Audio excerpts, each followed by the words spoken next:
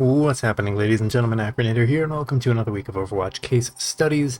This week, as per the popular request for a poll that I put onto Twitter, because it was either going to be about, it's going to be either the Washington Justice, which obviously this video is going to be about, or I think it was Shanghai's like mini flop this past weekend, where I think they're 0-2 right now, same as the Washington Justice, but the Washington Justice in particular have felt like they've really flopped significantly harder this season than I think people were expecting them to. Up on the screen, obviously, you can see coming into the what the hell is this tournament called now? Countdown Cup. That's what it's called. I gave up trying to remember the names after they weren't named after months anymore.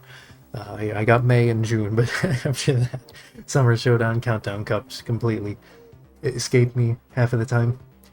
Either way, coming into the Countdown Cup, not only 0-2 in terms of match score, but 0-6 in terms of map differential. Obviously, that's not particularly good. Actually quite bad, especially considering both of their opponents, while considered, upper level teams at this point in the season, they're not really the top tier competition. And when we look back to think of like what the Justice were expected to be before like the season had actually started, I mean, they made very few changes coming into this season in terms of lineup. They had Decay nailed down, as well as bringing on Assassin, who honestly has looked really good this season thus far. Their support line looks decent enough. Their tank line, obviously Mag and Fury, was very hyped up. I think the support line is probably like the one thing that's lacking, although I don't think that in particular has been like the cause of many of these losses that they've had. So of course this video I wanted to take a look, because I forget exactly where they stand in the grand scheme of things. I'd have to go back to the overall standings. I think they're still relatively high up in terms of standings. Let's check that right now before I go into the whatchamacallit, into the regular season. There we go. Yeah, they're relatively high up. Actually, not even that high up. Like, they're 8-6, which sounds decent, but I mean, when you look at the grand scheme of things, you have 6th place. That's significantly lower than I think a lot of people were expecting. What's the asterisk for? Is that just for the tournament wins? Clinched postseason playoffs. Okay, that's what that means. So only those two teams. Okay, anyways. Regardless. Well, the Justice have a very unlikely chance of losing out their chance at the postseason playoffs. And who knows, maybe they come alive and pull a London Spitfire Season 1 and come alive in the playoffs and have this miraculous run. But I think after their more recent performances, especially like even looking into the end of the Summer Showdown, where they were struggling against the Paris Eternal, I think they won like barely in a map 5 series. They lost to the Dallas Fuel, who at that point was very much looking like they were struggling. Obviously, going into the Hawaii stage of the Summer Showdown, Dallas really struggled, and then Washington just kind of like demandingly losing to them didn't look particularly great. And then obviously starting off this current tournament cycle with 3-0 losses to the Outlaws and the Gladiators isn't a great start. So anyways, going into the actual map that I wanted to look at once the OBS loads. There we go. Okay. Yeah, so I chose Numbani off of the most recent game from the Justice as of this past weekend, which was versus the Gladiators. Gladiators starting to come alive at the very least in terms of like an upper middle pack team, right? But not really standing up to what people were expecting of this lineup coming into the season. Like, obviously, like I said, the support line has been decent, not great. In particular, the main support spot has been a little bit tumultuously seeming. Hard to say. Like, Bebe's been perfectly fine. He's had some really standout moments, although he's had some like average-ish moments. And with like the rest of these 4, normally you'd expect, just looking at these 4, thinking like, oh wow, this could legitimately be a championship contention team. And yet they haven't made it to Hawaii once, and it looks like they're probably not going to make it again. I don't even know if they're going to make it into the knockout rounds with their map differential at this point. Occasionally we do have 2-2 teams making it to the knockout stages to earn their chance to get to Hawaii, but usually they have like decent map differential, and the Justice already starting out 0-6. I feel like the tournament cycle for the Countdown Cup for them is just kind of out of reach already. They just need to try and get 2-2, stabilize, excuse me, for the postseason playoffs, and then just go from there, right? So again, the main reason I chose this map in particular, Numbani, is because this felt like a map out of the three in this series that the Justice would feel more comfortable with, right? For the most part, they can play what they want to outside of maybe like Assassin on the Echo and have like Closer come in for the Lucio. Generally speaking, in the earlier parts of the season at least, they looked really comfortable on the dive compositions. Obviously, they can still play dive if they want to. It seems like Mag is sort of committing to the Wrecking Ball, at least for the time being. And yet, the series was a 3-0. This was, I believe, map 2 of the series. So it comes down to, like, why exactly were they not able to win? And I didn't really watch the series too intently at the time. It was sort of like after the fact where I stopped and I was like, wait, the Justice just lost 2 games in a row, 3-0. To decent opponents still. It's not like they're losing out to, like, the teams at the bottom of the power rankings, like the Spitfire or, like, the Mayhem currently. But it still feels a little bit different. You do have Mag swap over to the Wrecking Ball. The Winston from the Wrecking Ball. A little bit more into their comfort zone. Again, they can't play the Lucio, but otherwise this is a pretty standard dive. You can still play the Brig with the dive. She just kind of has to bodyguard the Ana, but even that's not really too bad. So yeah, nothing too crazy. Gladiators running bunker. Requires a little bit of coordination to break through, but otherwise, there's nothing here that immediately tells me that the Justice can't make this work. The first dive was a little bit clumsy. Mag was kind of alone, and then Fury kind of stepped in and no one else was there. Actually, speaking of which, where are the DPS? Okay. So Assassin's cloaked on point, Decay is way the hell over there. The rest of the team's over here, and they just kind of have to back up, because no one is remotely ready to engage. Decay's getting close, has to back out. I think that was a recall. Oh, excuse me. That's what happens when I record so late at night. Unfortunately, it's the only time I can right now. The very least, that's probably going to be Tuba dead? Not quite. No, okay. A lot of weird, not really rotations, but like weird everything right now from the Justice. Like, I'm going to rewind this a little bit. So, like, I think it's just better if I put this in half speed and, like, play out. Where's the dive? Where's the coordination? So normally in these dive compositions, I do have to pause this. Normally the main tank, the Winston, is going to be like, okay, we're going to dive onto this target, we're going to go up here, give some sort of direction. And then from there, the rest of the team, in this case, it would be Decay, Assassin, and Fury going in on that, right? You've now committed the nano boost, so like a target has to be located and isolated rather quickly. Judging by the fact that Mag was jumping up here, I have to assume he saw Shu at one point in time. So that was the plan. But like, look at this. No one else was there. No one else was ready to dive in. You have Decay trying to peel for the backline. Assassin was over here. Shu wasn't there yet, he was still over here, but like Assassin was like over here, just kind of claiming the high ground for himself. They get Muse, so I have to assume that's what Assassin was doing, is pumping in damage to Muse. But like, let's just do a focus check. That's going to be the easiest way to describe what I'm talking about. Decay is... okay, he's looking at space. Assassin is rotating around. Mag is looking at the Far Mercy. Fury is looking at the Far Mercy. Bebe is looking at space, so that's 2 people looking at the same target. And Tuva is looking at Bebe / space, so we'll call that 3 people. We'll be generous and call that 3 people looking at the same target. A Tracer and 2 supports, one of those of which is likely to die within the next few seconds, does not make good target focus.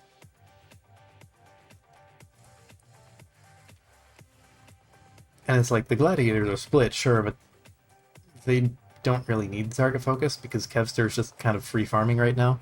There's nothing that directly stops the Pharah right now in the Justice's wheelhouse.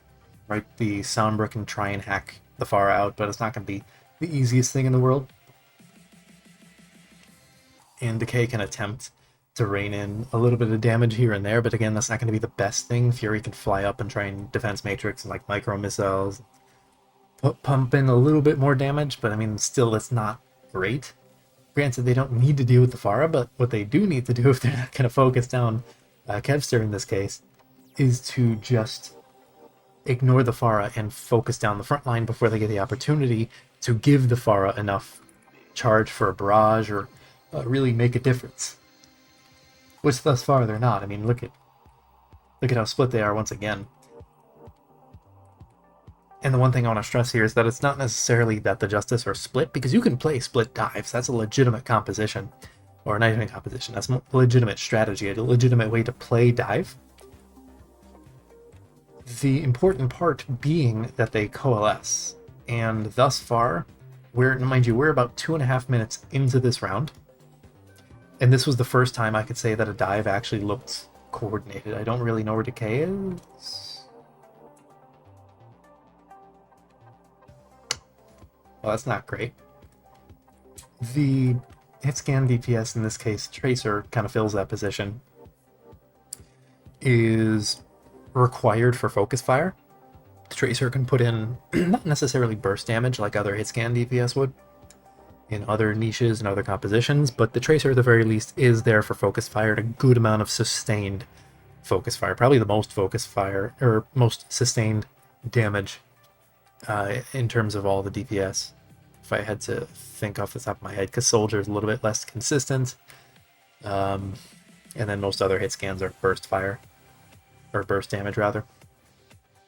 So the fact that they don't have the Tracer here isn't particularly good, but at least having the Sombra here means there's going to be some damage, right? On top of at least 3 other people, meaning the Brig, the D.Va, and the Winston. On top of the Sombra can only mean good things for their focus fire. It looks like they're trying to focus onto the Pharah, prevent Kevster from getting too much value. But again, like I said way earlier, a few minutes ago, this is like the first time that a real dive has happened where like dive comes in and everyone is ready. Almost everyone. I'll give Decay a pass for, first time he's looked that alone. And there you go. Focus fire. Dive comes in. Kevster dies. They look a little bit... fuck. Look a little bit uncoordinated from there, unfortunately. Because, let me back it up a little bit more. Yep, dive comes in. Kevster dies. Once Kevster is dead, they turn around, and it looks like they want to fight the front line, but then Mag decides to jump over here and kind of disengage, because they didn't have any more resources. They were anti-nated, the front line of Mag and Fury were. And then it's kind of led to a lack of focus from there. Gladiators just take the fight.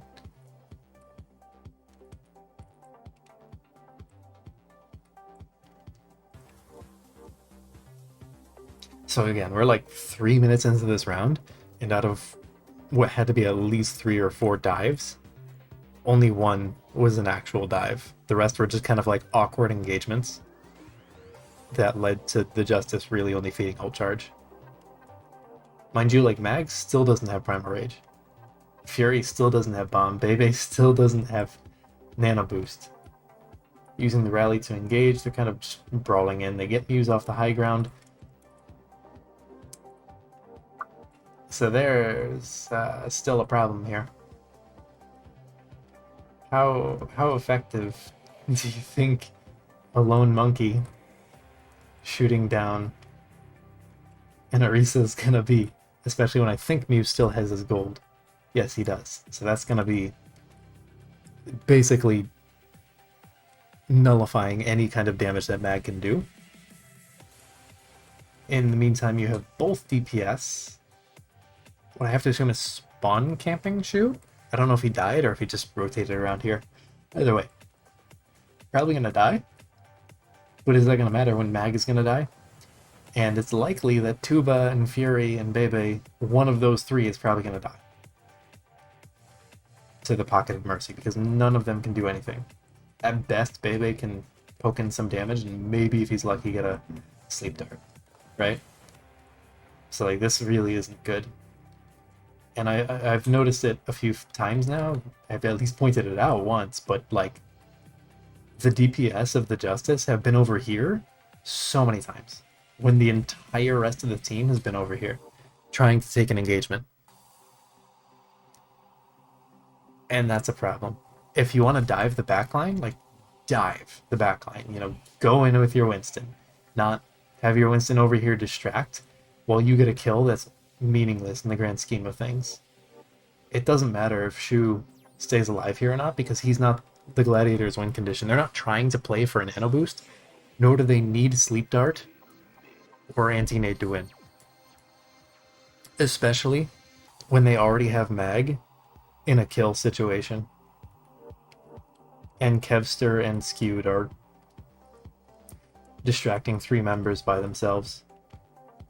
Not to mention, who is this, Birdring? Yeah, it looks like it's going to be a 2v2. And neither Decay nor Assassin are going to have heals, whereas Shu could technically just pocket Birdring, play around this health pack, and it's going to be almost impossible to burst him down. Because that's going to spawn so quickly and do a little bit of extra healing because it's hacked. Anyways, let's see how this plays out. Bongo now coming out. Everyone peels. The Gladiators turn almost immediately. Mag had to invest Primal Rage. Assassin didn't get out of that alive, mostly because Kevster was bongoed and just got that damage in. Muse trying to rotate. Okay, the Justice are actually bringing this around, but it was sloppy. They almost lost the fight. And it was very much their fault if they did lose that fight. I don't know how far this map goes. Judging from the time, it at least goes to second point. Possibly a little bit earlier into third point.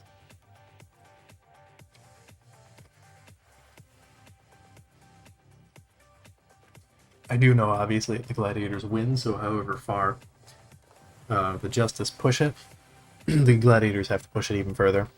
Just gonna let that play out at normal speed. Yeah, so the Justice do take first point. I'd have to assume they get either very close to second point or very short distance into third point. And then the Gladiators swap because you can't really play Bunker on any other points of Numbani. I guess you could technically try and play it on third point, but at this point just stick to the Wasted.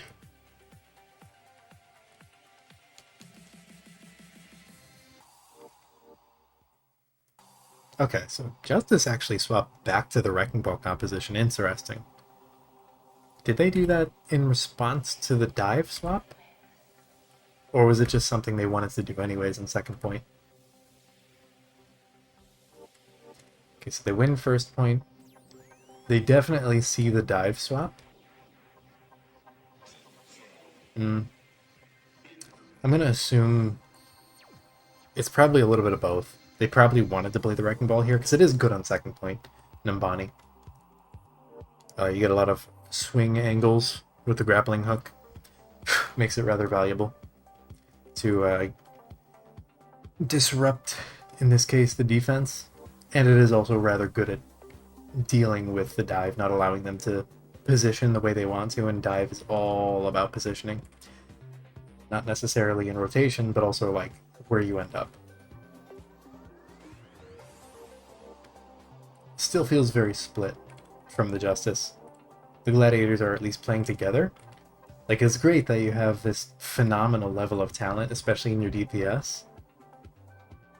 But like, if they're not playing together, as we've learned many times from watching Carpe over the years, you're not going to get anywhere if you're split. And I kind of figured this would be something of the case. I didn't quite think it would be this bad. Because honestly, this feels like one step below what Carpe does pretty consistently in the Fusion. But it's still pretty bad. Because like the DPS aren't... It's, again, like, it's, I want to stress, it's fine if the DPS want to start over here, just to be in a position where they don't have to worry about being scouted or pressured down. The challenge being that they have to make sure that they are ready and present when the dive comes in, when the engagement comes in from the Justice. And that's consistently not happening, which I'm thinking is part of the problem. And that's not necessarily like the DPS alone having that problem. I think it's very much communication, because sometimes the engagement feels like it's coming in too early for the DPS to be ready. And then other times it feels like the communication could have been there. It's impossible to know whether it was there. Obviously, we need to be able to hear the Justice's comms during that point and also translate them from Korean to English to understand them. But, you know, it's hard to say. So my guess is a little bit of both, of like the DPS not being in the right position at the crucial times, but also the engagements coming in too early or too late, or just at an awkward time in general, making it difficult for the Justice to be together and engage as a team like they want to, right? I'd have to guess, based on how this fight is going, that the Justice is going to take this. They kind of did the namesake of their composition, at least what I like to call it, is divide and conquer, and they kind of did divide and conquer. Now the Wrecking Ball composition is here. They're going to be able to find a lot more value out of playing split, so they don't necessarily need Decay and Assassin to be right on top of everyone in order to find that value, right? Now they can play a little bit more split as long as Mag is causing chaos, as long as Decay is following up on the chaos, and as long as the rest of the team is playing around Fury. They can actually get something out of this composition, and that might actually be part of the problem with what they had with Dive, where they were honestly playing it like this Wrecking Ball composition. So maybe that's what they practiced, and they decided, nah, let's run out in first point on Dive, just because it is harder to play the Wrecking Ball in first point than Bunny. A lot less area to move around, similar to third point in some ways. I don't even know where the hell this fight's taking place. It's taking place in like 5 different places. Then yet another composition will swap to the Wrecking Ball for the Gladiators, just a mirror comp, which is understandable. Unfortunately, because the Justice took so long to grab first point, their time bank is already whittled down, despite having a really good second point offense. Like, it was basically, what, 1 or 2 fights in total? And they just won and rolled it through, but they're already in last fight territory. They do, or should, get a touch. Yeah, they do have a touch, but they're already bleeding people. They're kind of allowing the Gladiators to spread out.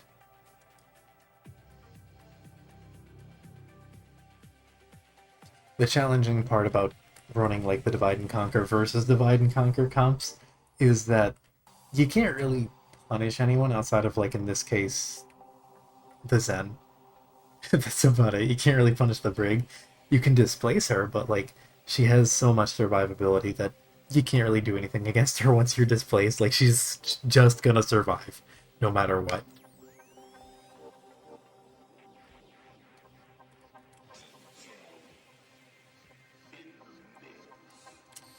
So it kind of just becomes like, who can bully the other team's Zenyatta a bit more. And in that case, the Gladiators, as you saw, like, they had people back here, they had people like up on the high ground, they had people over here, they had people over here, so it was just this like insane grouping, or I guess lack of grouping from the Gladiators, which is exactly not what the Gladiators wanted. They wanted, or that's exactly what the Justice did not want, I should say, because they wanted the Gladiators to play closer together so that they could get a lot of cleave damage, get a lot of value altogether, right? That's how they were punishing the whatchamacallit, Risa compositions. It's late, I'm getting tired, if you couldn't tell.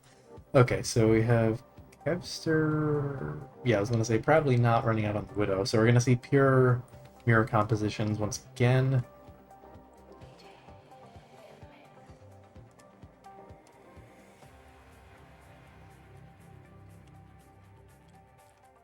Okay, so in terms of what the gladiators are probably going to be looking for is displacement off of the high ground. Of course, both of these teams are playing mirror compositions in a very highly mobile composition. So what that means is that they're going to be able to get back up to the high ground relatively easily. But if Mag is doing his job right, no, sorry, if Muse is doing his job right, since they're on the offense now, forcing the Justice to use cooldowns or long rotations to get back to the high ground where they can take a lot of damage, then he's doing his job, right? Just have to force the Justice into awkward situations, even if they can get back up to the high ground relatively easily. Whereas the Justice are going to want to be engaging rather early, if not like mid rotation, which would be favorable, but they're not in that position currently. Then they want to engage on them before they really get the chance to bring this to the point, because then it's kind of no man's land in a way. It's like the Wild West at that point if they allow the fight to break out fully on points, because then no team necessarily has an advantage outside of like Bebe and Tuba on the high ground. But even that's kind of awkward, right?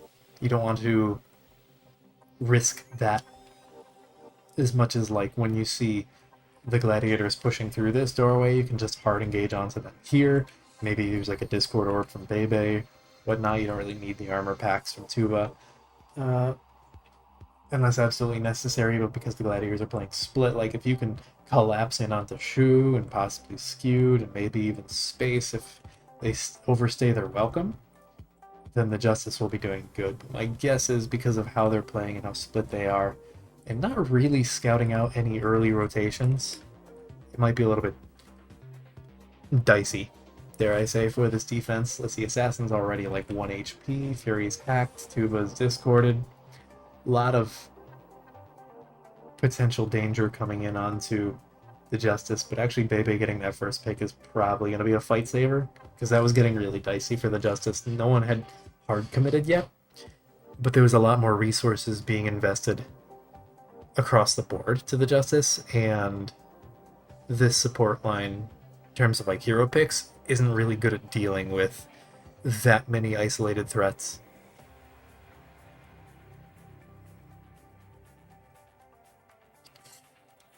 Just waiting for the next actual engagement. These teams are going to be poking out until they find some sort of value. Probably going to be like a Transcendence to engage with, or ideally the Zens will find a pick. The Tracers with the Sombras are going to be flanking around trying to create an opening. Although right now it looks like they're just kind of shooting at each other awkwardly from the high grounds, pocketing their Zens. Although, yeah, no, Decay and Kevster are kind of duking it out.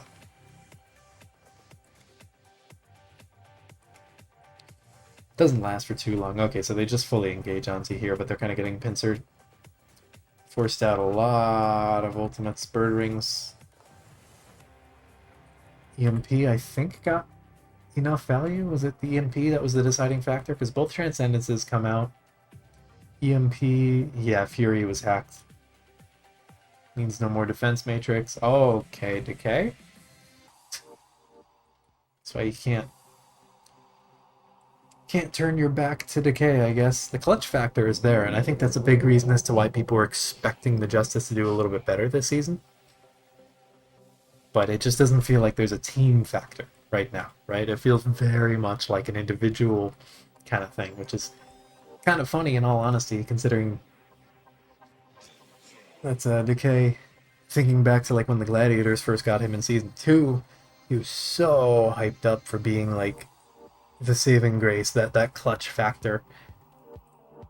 And unfortunately, thus far, this season for the Justice at least, it's felt like the clutch factor has really been the only contributing factor he's had, as opposed to like playing together with the team. Taking out Shu's a good start. Losing Fury is not particularly great. It's going so back and forth, but it's starting to go in favor of the Justice and in favor of the Gladiators against the Justice, because the Justice started taking too much damage there. That's going to be first point. About a minute faster than the Justice did, but still very holdable, very stallable. So not a bad situation for the Justice whatsoever, because second point is very good for defense.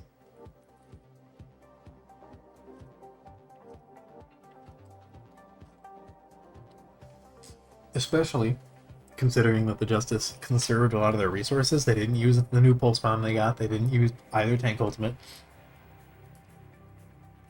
So that means they're going to have those things for this next fight. Whereas the Gladiators, I mean, we really only have the Diva Bomb, and even then they don't really want to use that. The K finding Skewed, I don't know exactly where Skewed was. The hell was Skewed? Oh, wow. That's pretty aggressive, actually, for the positioning.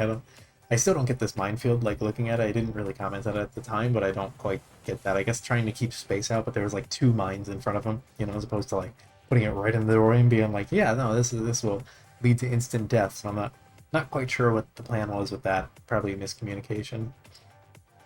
I would rewind it, but it's such a minuscule thing that it probably had some purpose that I missed. I'll just leave it at that. Okay, early fight breaking out in here. Not a bad idea, but the Justice were split. I do want to rewind this because... Okay. Get essentially 4 people in together. Decay not far enough away where it's bad, and where's Assassin?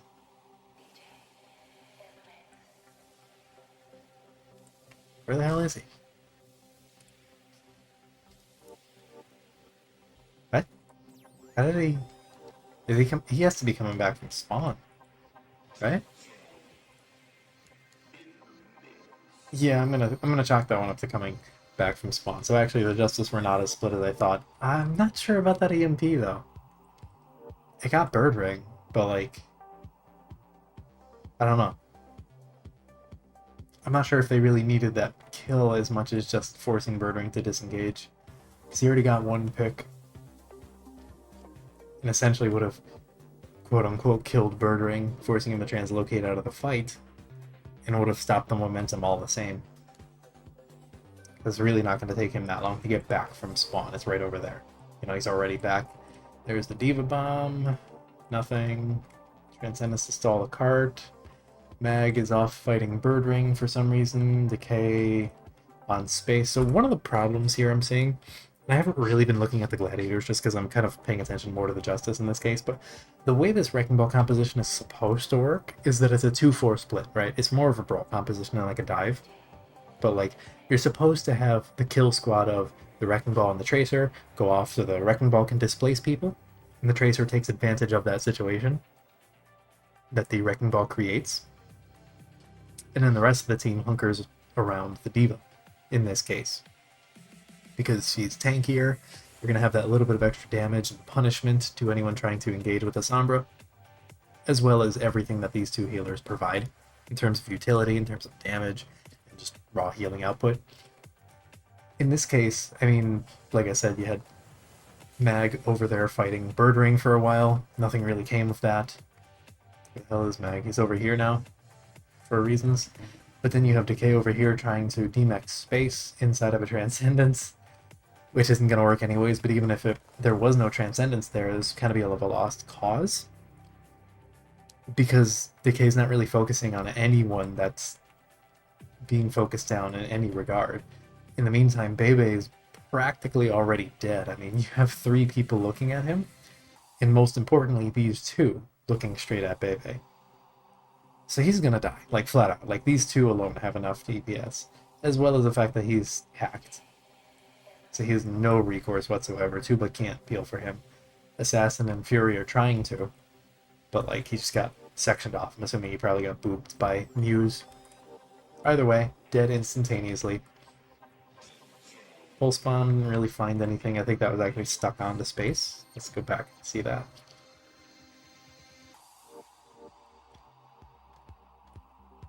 No, just the doorway. But I mean, it was mid-transcendence, so either mistimed, which, I mean, that'd be a pretty egregious mistime in all honesty, or just like was expecting to stick something different.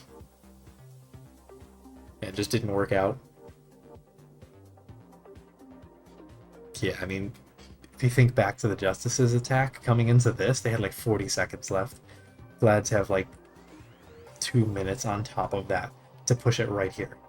Like that's really rough. There's no other way to put it. Like, the Justice have just been playing sloppy. Like, they're mechanically insane. On paper, they could be a top 2 team in the league, period. Maybe boot camp the supports, or just like get better supports from free agency or whatnot. But like, it's not so egregious that it's like, oh, the supports are the only weakness. No, it's very much like a team wide issue. They're just not really playing their win conditions. And now you're just getting into stall territory. I'd assume this is probably where the Glads win. Yeah, there's only a few seconds left. So the Glads do win this. I'll let this play out and just go to my final thoughts. So, pretty much what I expected in the grand scheme of things, where I knew that it would very much be a team issue, because I've seen glimpses here and there of the Justice just not focusing on the same targets, not really utilizing their win conditions. They'll just kind of be playing separate games. In particular, the DPS will always be off trying to make big plays. But there's a time and a place to make plays like that. And I think that's one of the bigger criticisms I have of Carpe and have had of him for so long now. Whereas it's very much, it feels newer of a criticism for the Justice this season, right? Because when you think back to like last season, season 3, during the playoffs, when Decay had kind of gotten into the Justice in a really cheesy way, but it was nice to see a little bit of a comeback there for him after his shit stay on Dallas, because Envy is just awful. Right, but like when he was there in the Zarya Roadhog meta, him and Junggu? No, Janu. Yeah, Janu. The Roadhog Zarya combination. It felt like he was actually playing as part of the team earlier this season when the Justice looked pretty good during like the May Melee. They were playing as a team, and more recently as they've struggled, it feels like they're losing that a little bit, right? It's not impossible to fix, definitely not, because they've already shown that they can do it, but it feels like they're playing a little bit too fast and loose, and they need to tighten their strategies up a little bit. They need to make sure they're together when it matters, and that they're playing their actual win conditions. They're playing the way the composition is meant to be, or if you're not going to play the composition the way it's traditionally played, at least fill the niche that you need to, right? If you're going to play a different style, at least make sure that you can get away with it. I can't imagine that style of like playing super split and not having the Wrecking Ball and the Tracer on the same target and not peeling properly for your Zenyatta when he's the only target that could have been dove upon. I can't imagine that strategy has worked in scrims. And if this continues, I could see the Justice getting a little bit further down. I believe it's the top 8 get a chance at the end of season playoffs, looking at the standings, if I recall correctly. So I doubt the Justice are going to fall out of end of season playoffs, but I could definitely see them falling a few extra spots to, like, I believe like Paris and Boston are right behind them in terms of games won and lost.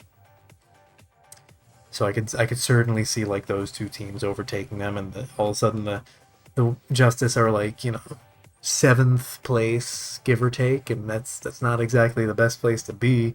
I suppose it would. Well, actually, no. It would technically put you up against a technically stronger opponent. Hard to say for sure, though. I'm a little bit concerned and almost hopeful that like the Justice will flip a switch and turn on and become the team that everyone was expecting them to be in the playoffs, much like they did last season. Their spot in playoff certainly isn't guaranteed. I don't think so. I'd have to check the math behind that. I'm a bit too lazy to right now. Take too much time. But yeah, overall, the Justice just need to play more like a team. It doesn't feel like that's the case right now. Not the worst thing to fix, but very much important. And depending on the mentality of the team, that can be really easy or borderline impossible. So, hard to say, because we'll never know unless someone leaks it in the off season or like the next couple years. Look back and the pros will give their perspective of what happened. Then otherwise, we'll never know, and it'll just be like from the outside looking in. So I'm more than likely missing at least a few aspects of what's actually going on. But from the outside looking in, and just being able to look at their gameplay, rather split, which is sad. Anyways, I'm going to cut myself off there so I don't ramble anymore. It's already been about 40 minutes. Jesus Christ. Anyways, if you enjoyed this case study, feel free to give it a thumbs up. And if you want to see more like it, maybe even subscribe. I try to do these every Wednesday. Sometimes those get rescheduled, but I let people know when that happens. Anyways, that's all I've got for this week. So until next week, don't die.